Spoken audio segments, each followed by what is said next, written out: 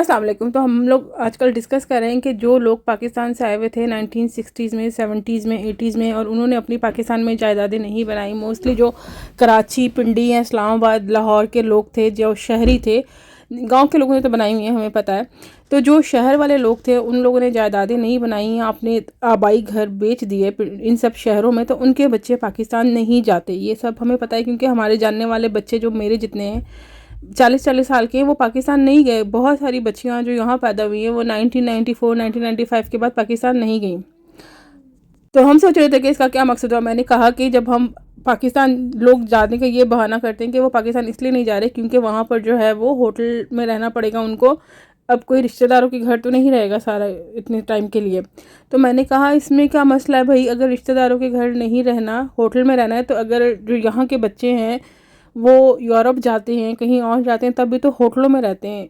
Europe में कोई उनके घर तो नहीं होते। तो महमूद ने बहुत अच्छी बात की। महमूद ने कहा ठीक है वो होटल में रहते हैं लेकिन उनको पास वहाँ पे एक प्रॉपर सिस्टम होता है, कोई उनको लूटता नहीं है, टैक्सी वाले लूटते नहीं है। चलो एक दो वाक़ई हुए लेकिन ये नहीं होता कि हर कोई लूट रहा है। उसने मुझे मिसाल दी कि तुम लोग मलागा गए थे तो क्या तुम्हें मज़ा नहीं आया, वहाँ की सड़कें साफ़ थी, इंफ्रास्ट्रक्चर था, वहाँ पे जो है टूरिस्ट के लिए आसानी थी, समंदर का किनारा बहुत साफ़ था, तो तुम्हारा अब वहाँ दोबारा जाने का दिल करता है। अगर वो गंदा मंदा होता तो मज़ा ना आता तो तुम वहाँ नहीं जाती।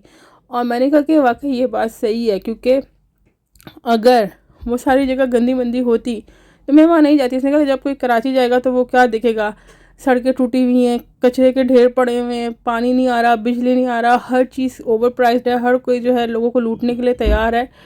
तो मुझे ये सुन के बड़ा दुख हुआ। तो ये सुनकर मुझे वाकई बहुत दुख हुआ क्योंकि ये सच था। अल्लाह हाफिज़। अच्छा, यहाँ ना ईद पे जो है वो सारे बच्चों को ना स्वीट्स भी बांधते हैं ईद की नमाज़ पढ़ने के बाद। लोग ईद की नमाज़ यहाँ डिफरेंट जैसे पाकिस्तान में होती है, कहीं 6:30 कहीं 7:30। तो मैं कह रही थी कि जो हम यूजुअल एक और मस्जिद में जाते हैं वहाँ 7:30, तो वहाँ क्यों नहीं जा रहे ना सर, आगे देखो। तो महमूद ने मुझे कहा कि तुम जल्दी नमाज़ पढ़ लोगी, फिर तुम सारा दिन क्या करोगी, 6:30 बजे नमाज़ पढ़ के। मैंने कहा हाँ, ये तो मैंने सोचा ही थी। तो यस, नमाज़ पढ़ने अभी हम आए हैं। बच्चे खुश हैं, उनको जो है मिठाई मिल गई है, स्वीट का उनको इंतज़ार होता है। ये वाली अलहुदा मॉस्क है, ये पहले पुराने ज़माने में स्कूल होता था, तो अब फिर ये बिक गया और अब ये जो है मस्जिद बन गई है। पार्किंग इसकी बड़ी है। जब भी मैं नमाज़ पढ़ने आती हूँ ना तो फिर मुझे सारा बचपन का याद आता है। जब हमारी अम्मी आती थी, हमारे अब्बू हर दफ़ा हमें जब नमाज़ पढ़ने से वापस लेके जाते थे तो हम जो है फिर दही बड़े खाते थे। एक अंकल बैठा होता था। तब थोड़ी सी धूप निकल आई है, वरना बारिश भी हो गई थी बीच में, और नसर को सर्दी लग रही है, सर्दी लग रही है।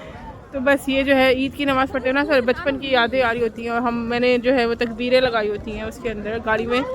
तो बच्चों के लिए जो है इसको मैं इतना ही फ़न बना सकती हूँ, इससे ज़्यादा मैं मेहनत नहीं करती। अल्लाह हाफ़िज़।